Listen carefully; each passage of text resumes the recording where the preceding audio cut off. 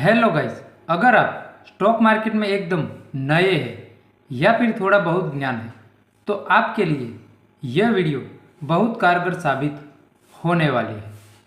तो गाइस, आज की इस वीडियो में हम बात करेंगे 6 बियरिश कैंडलस्टिक पैटर्न के बारे में। साथ ही में हम सभी कैंडलस्टिक के कैलकुलेशन को भी समझेंगे। दोस्तों, अगर आपने ये वीडियो एक बार बिना स्किप किए देख लिया तो आपको कैंडलस्टिक का किसी भी वीडियो को देखने की ज़रूरत नहीं पड़ेगी। दोस्तों, सबसे पहले इन सभी कैंडल को समझेंगे। पहले वाले कैंडल का नाम है शूटिंग स्टार कैंडलस्टिक। दूसरे वाले कैंडलस्टिक का नाम है ग्रेवस्टोन डोजी कैंडलस्टिक। तीसरे वाली कैंडल का नाम है सिंपल डोजी कैंडलस्टिक। चौथे वाली कैंडल का नाम है इन्वर्टेड हैमर कैंडलस्टिक। और पांचवें वाली कैंडल का नाम है हैंगिंग मैन। और लास्ट वाली कैंडल का नाम है स्पिनिंग टॉप।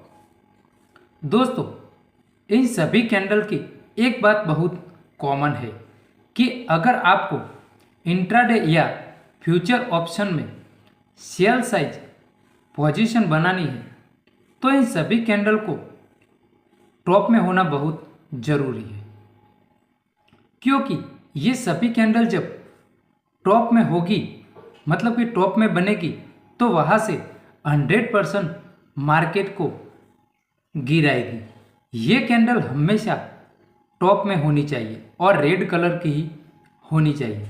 अगर ये कैंडल आपको बॉटम में या फिर बीच में कहीं भी दिखाई दे तो आपको वेट करना है, मतलब कि पोजीशन नहीं लेनी है। अब दोस्तों, हम समझेंगे इन सभी कैंडल के कैलकुलेशन के बारे में। दोस्तों, अगर आपको इन सभी कैंडल में से किसी भी कैंडलस्टिक टॉप में दिखाई दे तो आपको उस कैंडल का हाई प्राइस और लो प्राइस को नोट कर लेना है। अब दोस्तों, हम समझेंगे कैलकुलेशन को। अब दोस्तों, हमें सेल साइज पोजीशन बनाने के लिए सबसे पहले हमें इन सभी कैंडल में से किसी भी कैंडल का, मतलब कि टॉप में दिखाई दे तो इनका हाई प्राइस और लो प्राइस को नोट कर लेना है। सबसे पहले हमें सेल साइज पोजीशन बनाने के लिए लो प्राइस माइनस लो प्राइस को 0.6 एंटी से मल्टीप्लाई करना है और 100 से डिवाइड करना है। अब यहाँ पर हमें फिर से लो प्राइस लेना है और इन दोनों की वैल्यू को हमें यहाँ पर माइनस करना है। अब यहाँ पर हमारी सेल प्राइस निकल के आ जाएगी, मतलब कि ये हमारी एंट्री प्राइस।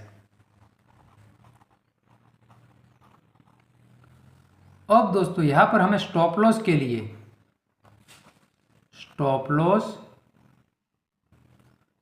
हमें उस कैंडल का high price plus high price को 0.680 से मल्टीप्लाई करना है और 100 से डिवाइड करना है। अब यहाँ पर हमें हाई प्राइस प्लस इन दोनों की वैल्यू को प्लस कर देना है।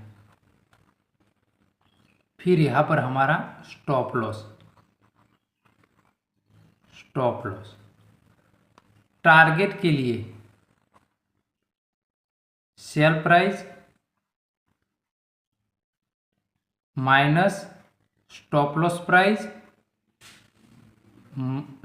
प्राइस में से सेल प्राइस को माइनस करना है और 2 से डिवाइड करना है। अब यहाँ पर सेल प्राइस माइनस इन दोनों की वैल्यू और यहाँ पर हमारा टारगेट। अब दोस्तों, ये हमारा कैलकुलेशन। अगर आपको कोई भी सुझाव या प्रॉब्लम है तो हमें कमेंट के माध्यम से ज़रूर बताना। Thank you.